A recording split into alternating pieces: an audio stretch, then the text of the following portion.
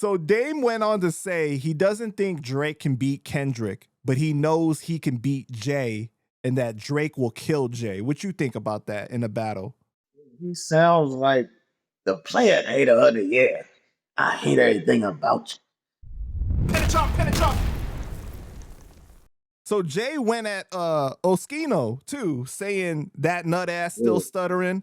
no problem. Yeah, facts. And Oschino called the freestyle mid. He said he reaching out to Drake just in case Drake wants some personal information. Said him and State Property saved Jay's career during the Nas beef. What you think about that? I mean, saying he reached out to Drake and all that to give him personal information, that ain't like, to me, that's not respectable. You know what I'm saying? Like that ain't, I wouldn't have said no shit like that. But hey, but as far as the other shit you said, I think that, I mean, when you sign acts and you have different people around you, on some level, they're gonna have some type of influence on you because you have their energy around you. You feel what I'm saying? Especially in recording sessions or just building musically, period. Like let's just say you in a studio with me, you got 4 people with you, we all vibe and we'll be writing, you know what I mean, writing or whatever the case be, or we just surround each other when we're recording. You might have an idea here, I might have an idea here. If you're recording, I might give you one, you know, vice versa. So they may have contributed to him reinventing himself because that's what happens when you bring people around and sign new artists. So I wouldn't. It's probably not to the extreme how he's saying it, but it doesn't sound far fetched. I mean, the way that he said it was that Jay asked State Property to go at Nas and do certain things for him. Like he needed the help. Oh, I don't know nothing about that, but if he did do that, listen, man, I shouldn't even have to ask y'all to do it. I'm supposed to be right here, and I put everybody else in position, so you're supposed to just jump and do that anyway. Because once you know, a person knocks it.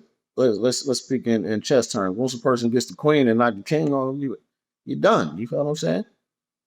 Once you get the head, the body gonna fall. So Right.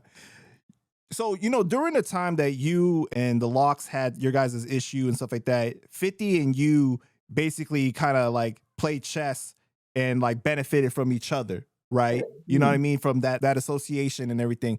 But could you ever have seen yourself giving 50 private information about these brothers that you had come up with?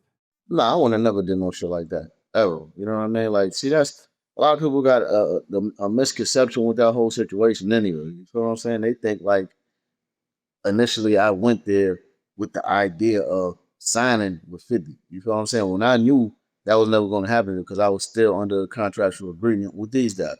So how the fuck could I sign with him? I went there strictly for what they call nowadays the term I was trolling.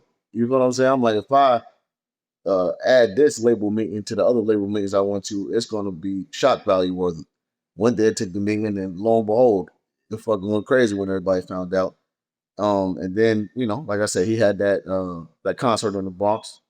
I found that out, called him and told him I was right here. He was like, all right, pull up. I'll pull up. And that was another troll move. You know what I'm saying? But automatically people would just, you know, associate that with 50 being smart and you letting 50 play you and he used you as a chess piece.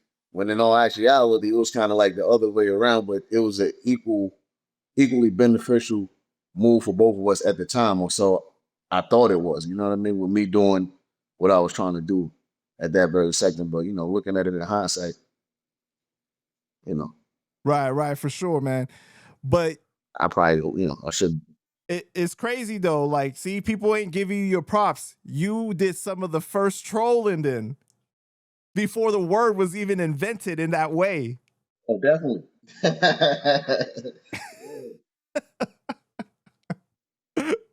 Oh, big phone. It was like, I was trying to get you move on, man.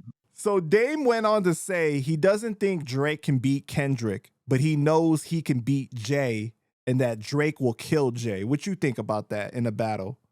He sounds like the player hater of the year. I hate everything about you. I hate your afro because it's too fluffy. I wish your headphones out. I'm talking about every single grain of hair that you have. Like you sound like that, man. Get that man the player hater of the year. Come on, man. Like it's ridiculous at this point. As far as battling goes, though, come on. This dude is 57 years old. Got a young buck trying to throw lines at him, man. He ain't trying to battle nobody. What you think this is, man? And look at that man where he's at. He don't gotta battle nobody, man. I might send a line or two at you just to let you know, look, man, you're getting too big for your britches, man. Aside from that, I got other things to do right now. You feel what I'm saying? Like so battle may not be the right thing to say, but there you just I think he's just talking, man. You feel me? Because listen, to be 57 and to be somewhat removed from mainstream music and still be spoken about daily, and people, it's like the LeBron effect. Well, not really, because LeBron is actually still an active player, but it's similar because even at 41, people hold him to a standard they hold people or players that are like 21 to 25, but oh, he better go get a championship right now. He's supposed to be doing this, he's supposed to be doing that. This man is 41 years old. This man, Jay-Z, is 57 years old, man. What do you mean Drake will destroy him? Like, man, go sit down, man. Just chill out. Watch out. Yo, it is crazy though, right? Because like I do feel like Jay kind of took the approach of like that OG on the block that had to come back to let people know that, to check people. Basically, like don't forget, don't forget who I am. I think they probably would have received the message slightly differently if he just came out with the dreads instead of the big fro looking like lazy bone and all that. If he wouldn't have came out like that, I know that was calculated. I know he did that on purpose because he knew that would be part of what everybody's going to be talking about. But they would have received it a little different if he would have just came with the regular the locks and shit. So Maul from Rory and Maul, right?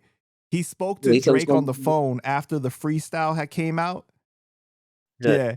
And he said that he feels like a battle between Jay and Drake is inevitable because he thinks Drake is the top dog in the game and Jay is the greatest ever. So it has to happen. This is what Maul said. Yeah. This shit don't gotta happen. What do you mean it gotta happen? You want it to happen. It don't gotta happen. Like, come on, man. Like, no. If I was Jay-Z, I don't no. know though.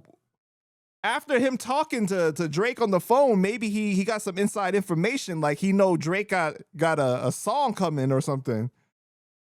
Got a song coming, I'm pretty sure Jay-Z prepared. You feel me? He ain't gonna just go out there and throw no shots without having something in the chamber. Right.